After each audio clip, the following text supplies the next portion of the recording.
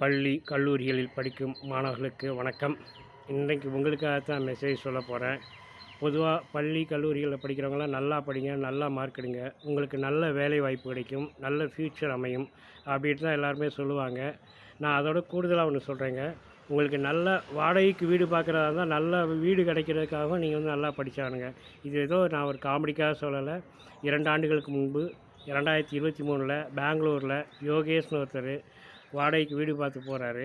அப்போ ஒரு புரோக்கர் மூலமாக ட்ரை பண்ணுறாரு. அப்போது ஒரு வீடு பிடிச்சி போயிடுது. பிடிச்சி போனதும் அந்த ஹவுஸ் ஓனர்கிட்ட பேச சொல்கிறார் புரோக்கரை.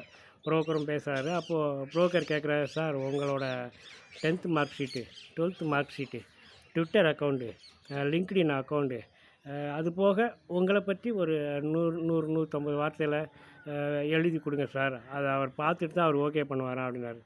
என்னடா இது இப்படி இருக்கேன்ட்டு சரின்ட்டு எல்லாத்தையுமே கொடுத்துட்றாரு.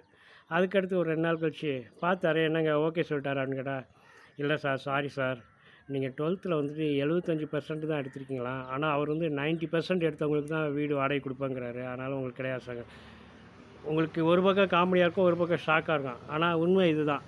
இப்படியெல்லாம் கூட ஒரு மார்க் நல்ல மார்க் எடுத்தவங்களுக்கு தான் வீட்டை கொடுப்போம் அப்படிங்கிற அளவுக்கு வந்துட்டு நம்ம வாடகை கொடுக்குற வீடை வந்து இவங்க தான் நல்லா வச்சுப்பாங்கங்கிற மாதிரிலாம் பார்க்குறதுக்கான ஹவுஸ் ஓனர்லாம் வந்துட்டாங்க.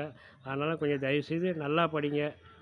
நல்லா நீங்கள் வந்து வாடகைக்கு வீடு இல்லை, சொந்த வீடே வாங்கிட்டு போயிடுங்க. அதான் பிரச்சனை இல்லாமல் இருக்கும். ஓகேங்களா? இன்றைய நாள் இனிதாக அமைய வாழ்த்துக்கள். நன்றி.